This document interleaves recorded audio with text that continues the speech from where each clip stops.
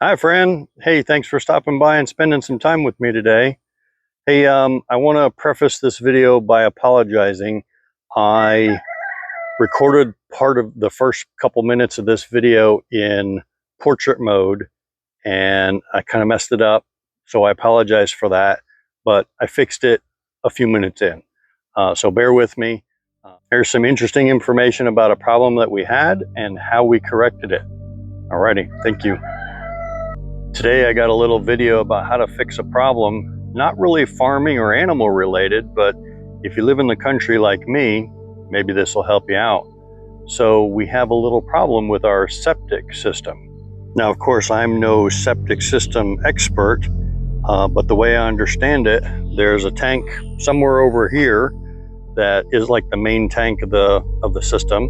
That is kind of where everything comes from the house, and it's a big tank that the solid stuff goes to the bottom, oils, fats, and stuff float to the top, and in the middle there's a transfer pipe that goes to a second tank. Second tank over here, which of course I've already dug up the lid to it, is where your gray water falls into.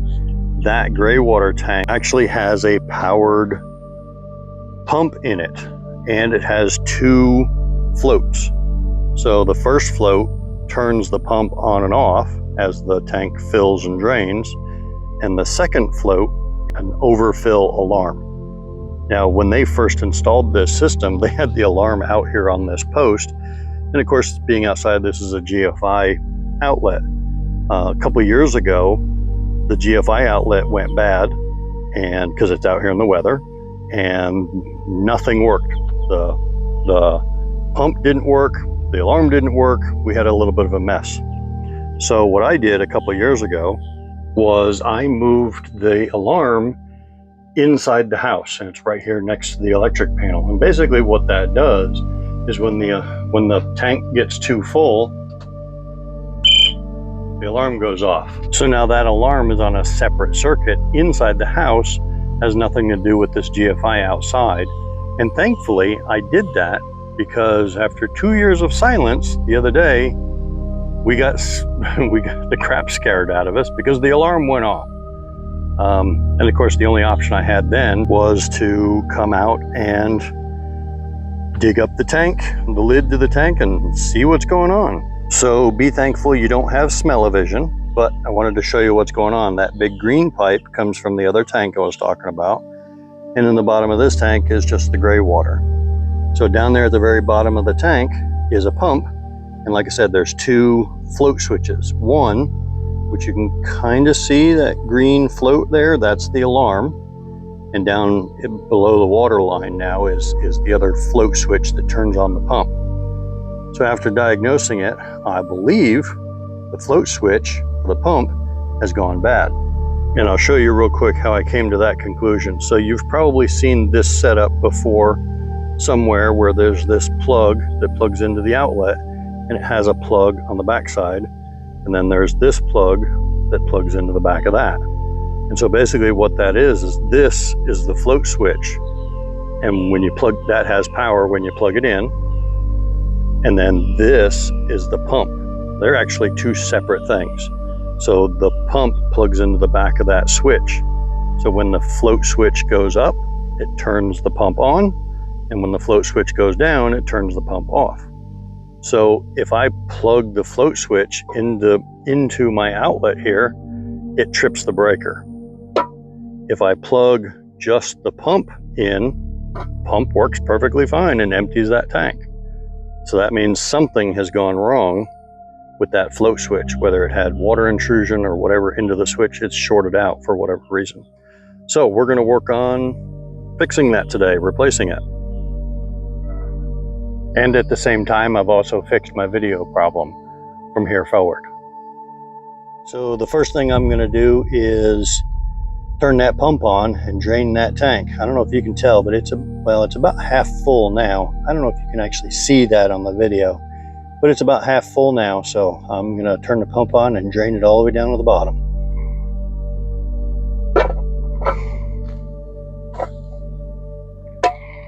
Okay, there's the plug.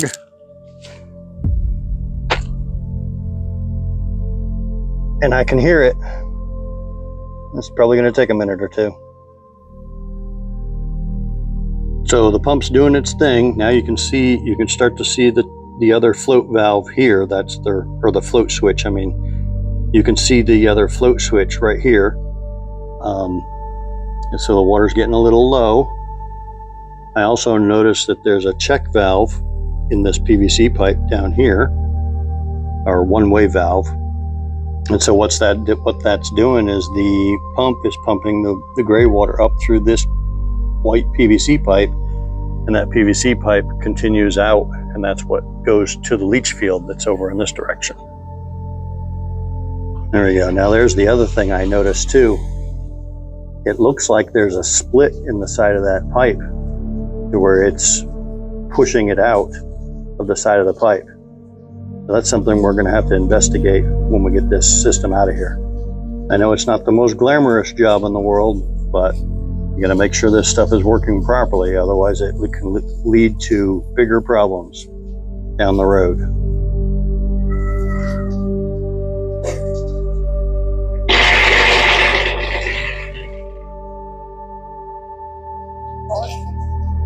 Yeah, go ahead and pull it off. Okay, and we just unplugged the pump. Okay, that was a little bit of a chore, but I got the wires dug up in this trench from the electric line down to the side of the tank down here. I've got the one at the middle is the line that goes to that alarm. This one over here is the one that goes to that pump, which fortunately I did not hit with the shovel. And by luck, this one over here is the one that's going to this float switch that I'm replacing, and I hit that with the shovel and damn near cut it in half. But luckily, I hit that one that's going to be replaced, and neither one of the other two. Okay, so now we're going to get in here and cut that pipe and pull the whole thing up out of the tank.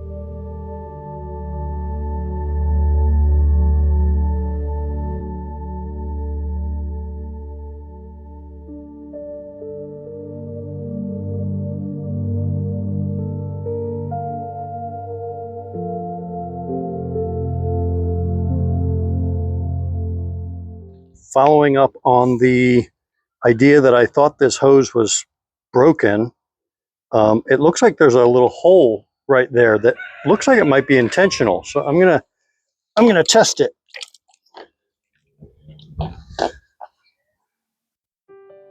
And I don't want to aim, and I want to aim that away from everything.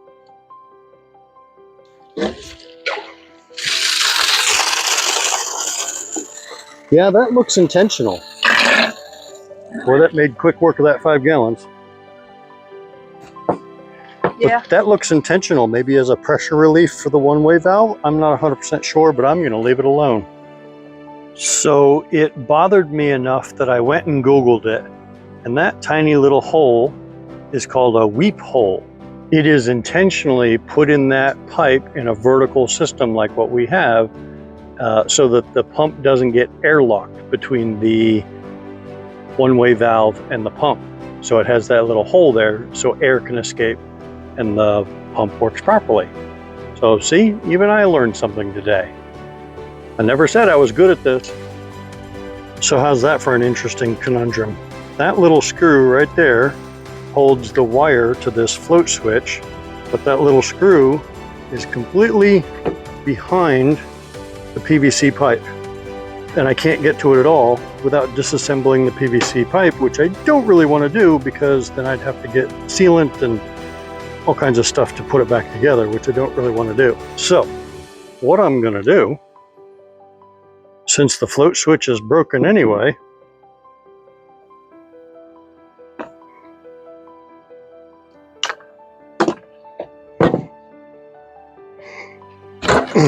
there you go. Now it's off.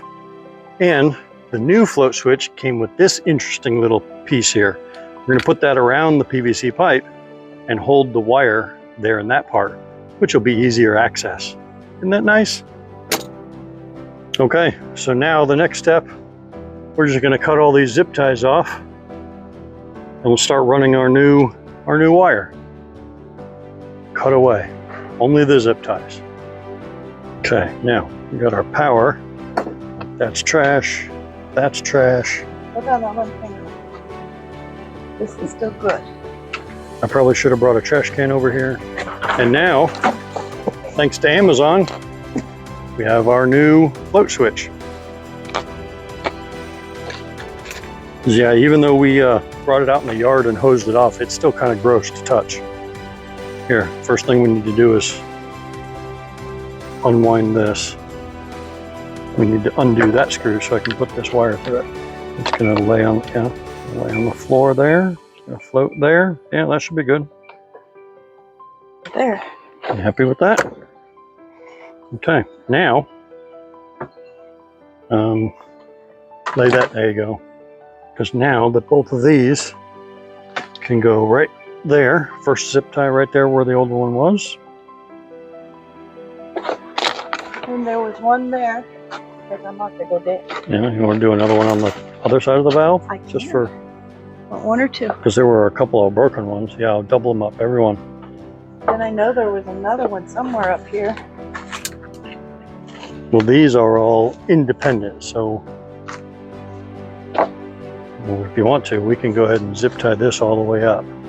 Okay. Now let's stay on this side because the hole's in this. Let's do one right here. And we just got to figure out where the other... Yeah, because my mark washed off. Yeah, the other float valve. And what the heck, let's do one more right here at the very top. A double or a single? Go ahead and double it up. Zip ties are cheap. Yeah. Before we put this back in the hole, let's test and make sure that it works. So I'm going to plug the pump into the switch. I'm going to plug the switch into my extension cord, and nothing happens until the float floats up and falls down, floats up, falls down. Without popping any circuits. Yay! Okay, so this is ready to go back in the hole. Holy cow, it's hot over here. Okay, first thing we need to do, let's make sure our cords aren't tangled up. Can you take the ends of the two cords and put them through the hole from the inside out?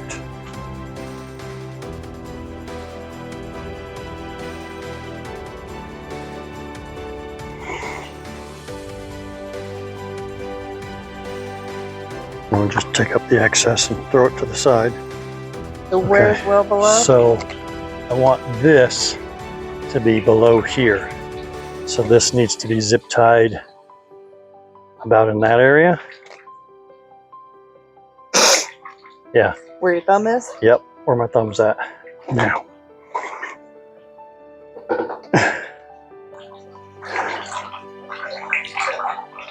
Put one right there.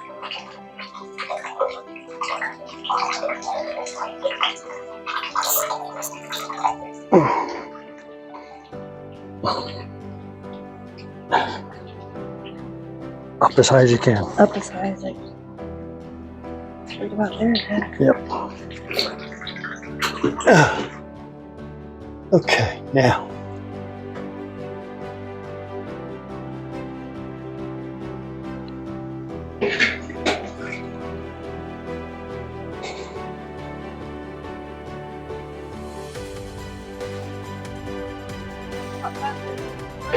Yeah.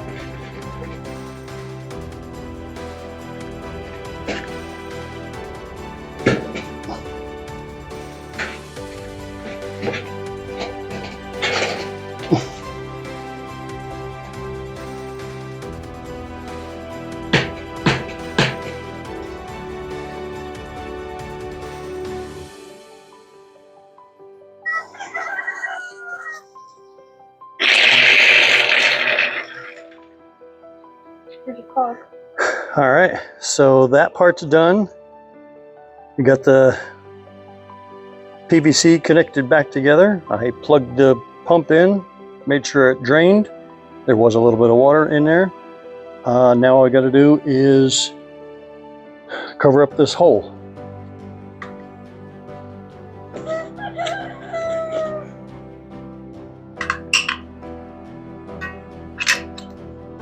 It's going to be ugly, but it shouldn't go too far. I didn't know if you could push it back up. Okay, so I am actually not going to rebury this today. I'm going to put the lid on and probably come back out over the next couple of days just to verify that the whole system is working properly again. But other than that, we are done. We got the hole caulked, we got the pipe put back together. Everything should be working. I did plug in the pump directly into power, and I know it's working, obviously still. But the real question is whether that float switch is going to work properly. And because I have trust issues, I'm going to wait a couple of days and kind of keep an eye on it. And then once I'm satisfied that it's working good, then I'll take all the dirt and cover everything back up again. All right, well, that's going to do it for this one. It's time to get in out of this Florida afternoon sun. It's a hot one out here today. But hey, do me a favor. If you find my videos interesting or fun, or maybe you learned something, do me a favor. Give me a like or a subscribe. And don't forget, keep being awesome, spread some kindness, and know that you are valued. Thank you very much. We'll see you on the next one.